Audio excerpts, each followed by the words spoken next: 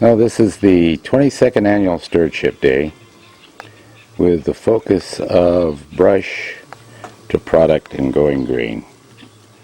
We're going to be demonstrating how goats can build fuel breaks as well as maintain fuel breaks and have opportunity for return from the animal to pay some of the cost.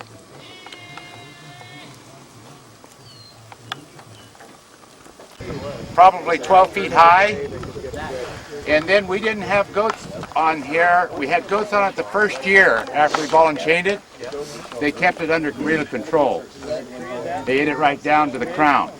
Then we hadn't had goats on here till this last fall, and this was 3 feet high. It grows about a foot a year, so it was right up to your chest. So now you see what level it is. It's down probably, what, foot and a half? Okay, so these weren't fenced in here. It was just natural selection. It was a herding situation. So they kind of herded them here. But then if you look where their camp site is there, that was all looked like this day before yesterday. And now you probably can't find any sprouts at all where they're kind of camped out here. You can hide all of you in that brush patch over there. Very easily. Hide all of you. And most of you could stand up and still be hid. If you want to get poison oak. There's no poison oak in there. I don't think so. Okay, that brush is, because they're 2 and 3 and 4-year-old wethers. They'll eat about 3% of their body weight in dry matter. This brush is at about 25% dry matter right now. So they're eating about 12 pounds a day for a 100-pound animal. Most of these weigh maybe close to 200 pounds, some of them. So they're eating anywhere from 15 to 24 pounds of brush. There's probably about 1,000 head in there, maybe a little bit more. And if you figure that out, even at 12 pounds per day, 1,000 head, 12,000 pounds, 6 tons. They'll consume 6 tons of biomass a day, pretty easily, and do well on it. Now you also notice that you're not noticing feeding frenzy in here, unfortunately. We didn't design it quite right. But if we'd held them back from feed a little longer so that they were really hungry, you would have got feeding frenzy activity, which if you come from a big family and your mom says, okay, it's time to eat, if you didn't put your fork in there right away, guess what? You went hungry. They go to the same scenario, and they actually eat more under that scenario than they do with just casual grazing, because they say, oh my God, my buddy's going to get all that good stuff. Then it's interesting to watch. Up there at the top, you might see some team activity. I can see some. They'll 4, 5, 6, or 8, or 10 will get together on one little brush area. See, that stuff is probably 10 feet high up there. They'll crush it down, push it down, and they kind of take turns. The ones that are crushing can't eat very well. The other ones eat, and then they kind of take turns on crushing that brush.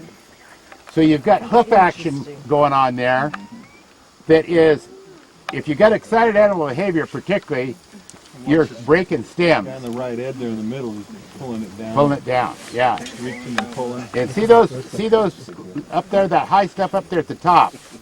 They'll be in there for another hour or two and that'll be gone. They'll get up there and push that down and eat that, and then I don't know where you noticed coming up, if you saw any manzanita, I didn't point it out.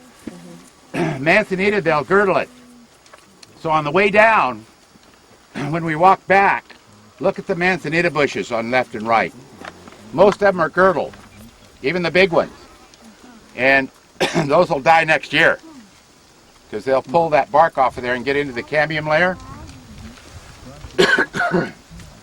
The other thing about goats, and I'll just make this little presentation now, since the fellow that was supposed to give the marketing of goats and the quality of the goat meat. I won't make this long, but goat meat is the highest red meat at the marketplace in America. It runs about $1.40 a pound if you can find it. It's higher than lamb, higher than beef, higher than any other. Now that's $1.40 a pound live weight. Live weight. $1.40 a pound live weight. And so what steers running now are around what, a buck, maybe $1.10. Sheep are running about 120. And it's raised, the demand for goat meat is raising anywhere from 10 to 12% a year. Everybody knows why, probably, huh?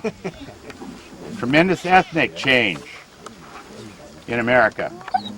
And most of that ethnic groups that is coming on strong was raised on goat meat or love goat meat. So the demand for goat meat is very, very, very high. Then what about the quality of the meat for human consumption? It's the highest omega-3 red meat on the market. Highest red meat, omega-3 red meat on the market. The meat quality is about the same as venison as far as healthy meat product. So it has a lot of potential for this diabetes, this obesity, all this kind of stuff that's going on.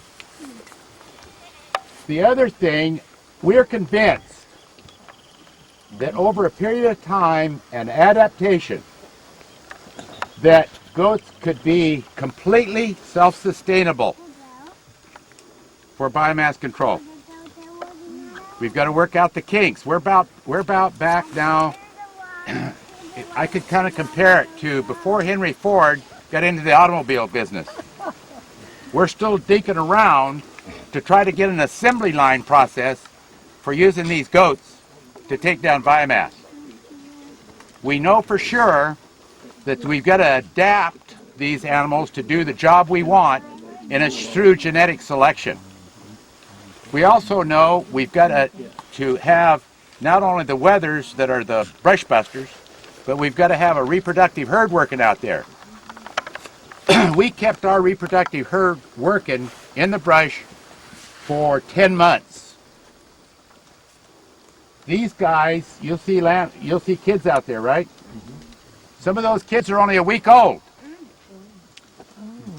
And so this herd is much more adapted than the herd we were working with. They've been adapting this herd for about 5 or 6 years. Much more adapted than the ones we had. We had 1,000 head, and we took green goats, basically, that didn't know anything about the mountains. And it took us 3 years to start to adapt them to be able to do this kind of a job. These guys, when they moved on, even though they didn't know the brush, they went to work right away. They went to work right away. The other thing that absolutely amazed me is their kids within 7 days were following their mamas and brushing up to 2 to 3 miles from the headquarters.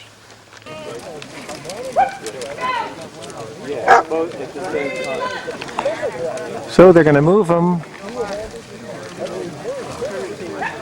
2 sections over. Up to that section up there, hard to see through the dust now. But you can see how tall it is. Looking at him standing in it, it's over his head.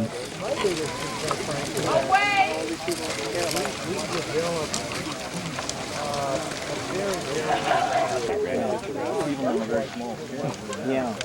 No, that's the whole team. That's what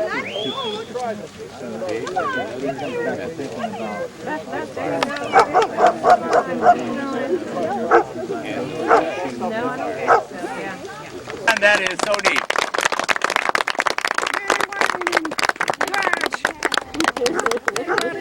Okay, we're gonna go eat now.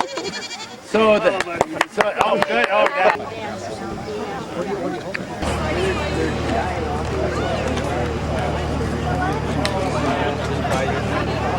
in that period of time.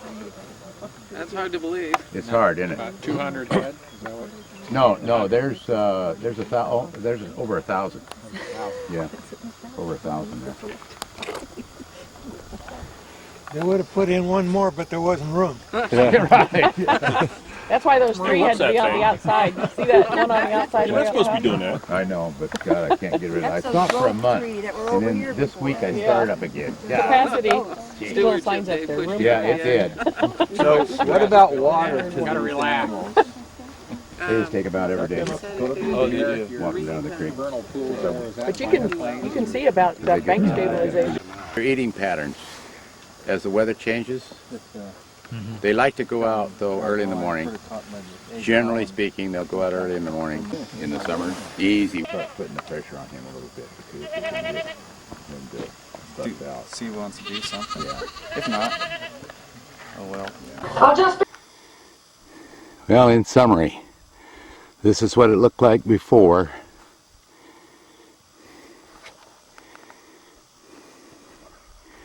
And this is what it looks like after. They were in here for about 2 hours. About 1,000 head on about 1/4 of an acre. Also notice the steepness here of this area. And we can look across the canyon to get a level shot. There's a level shot. And here's a downhill shot. May not look too steep on the video, but I had a heck of a time getting up here. The other thing that wasn't evident from a distance was the amount of girdling that took place here. Of course, these plants will die as they're girdled down clear to the cambium later.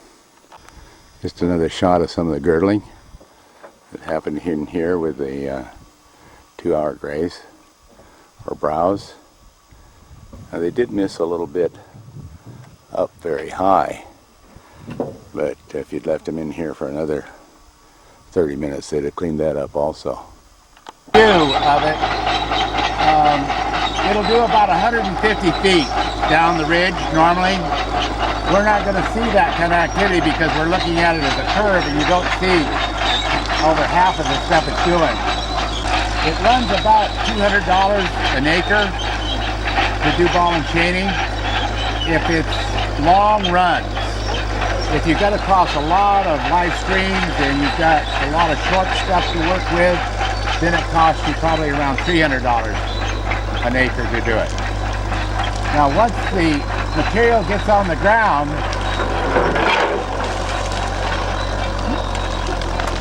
now he's going in second gear right there, but he's going to go to low here pretty quick because that chain's going to pull hard.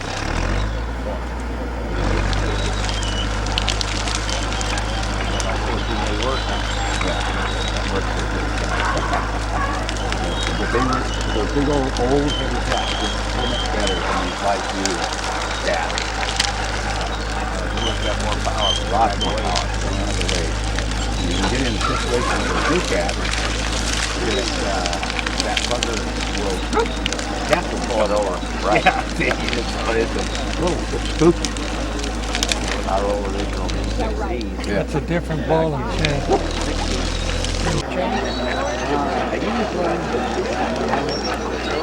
I think by the time he gets around to doing something, it's already we